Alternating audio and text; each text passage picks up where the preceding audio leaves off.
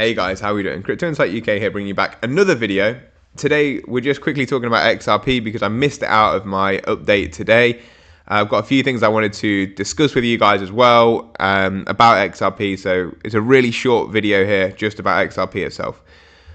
What we can see for XRP is that we had red liquidity below us on trading different, and actually this was apparent across many different altcoins, not just XRP, including Doge, Solana, Cardano. And they've taken the red liquidity to the downside now. We now have more liquidity sitting above us than we did below, which is fantastic. It means that the majority of the flush is probably done, but we do still have some liquidity further down, which can always be taken. So let's just have that out there. But I do think that probably the majority, if not all of this move is completed. We've come back into a heavy area of support here for XRP where we were consolidating, then we had basically a trend break where we started to get more aggressive. We've come back and back tested that trend break and sweat that liquidity. So that's what I'm looking at for XRP there.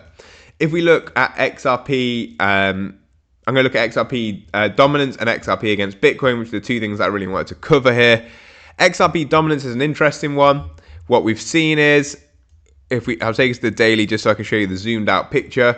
We've had this completed, in my opinion, Wyckoff accumulation. We're on this sign of strength phase, last point of support before entering an expansionary period here for XRP dominance.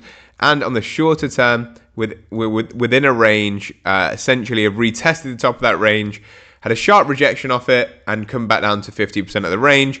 And I presume and hope that we'll find some support here because it's been almost like range highs. Look where we've come down here and we've found resistance on this previous high, which found support in this previous high that acted as resistance before we pull back again to the top of the larger range. So we're working out this range still, and when we break the range, that's when we're going to get this aggressive move to the upside.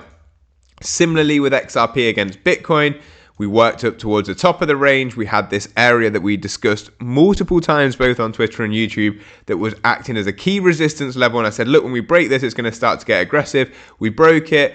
We touched close to our local highs for XRP Bitcoin, where we've seen previous resistance that stopped us out in the first big move and then acted as resistance again before a more large pullback. We've hit that same level again. We had a strong rejection from that level, and we came down and we found some support in the level that was acting as local or short-term resistance.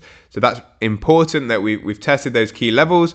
XRP ETH's a bit of a different one, to be honest. We lost the key level. Now we're looking to see whether we make a lower low, and if we can tag this grey box here. The answer to that question is currently unknown. I have no idea whether we come down into this grey box or not.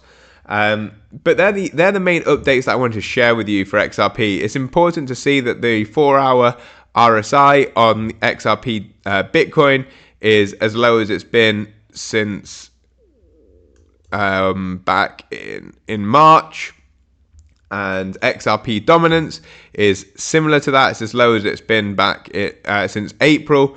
So we've had a flush out in momentum and price on XRP dominance and XRP Bitcoin, but they've come down and found support on areas that were previous resistance, which is a good sign.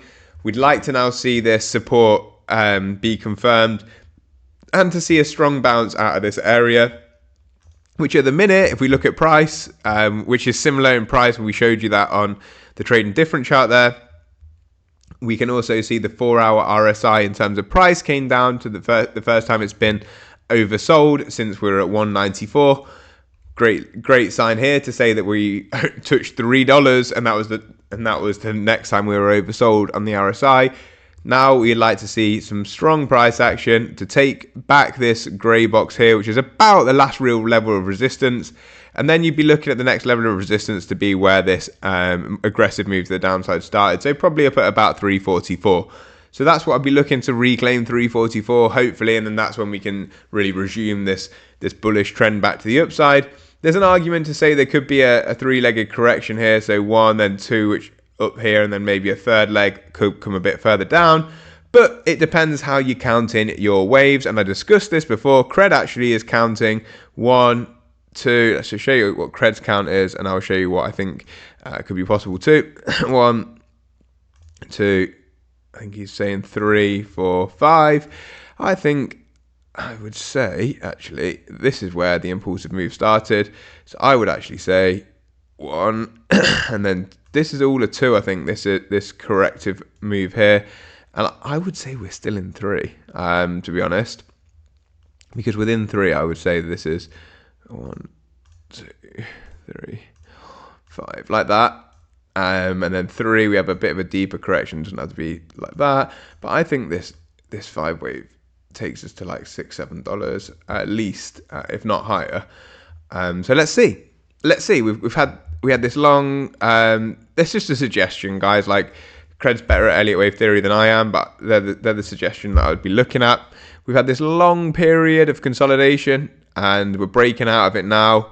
A lot of people are looking for $4 from this long area of consolidation, which is 235 days of accumulating, and they think that a break's going to take us to $4. I think personally it's going to take us substantially higher than that, towards 7, 8, 9, 10, 11, 12. But let's see. Maybe there's another correction to come between 3 and 12.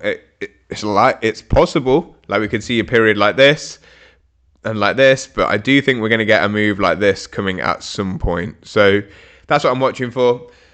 Hope you guys enjoyed the video. Sorry I forgot to put this in the first video, but yeah, let's see if you enjoyed this as well. Please do subscribe to the channel if you enjoyed. Hit the like button, subscribe, and share it with a friend. Peace up. A-Town Down, as Crypto Insight UK would say.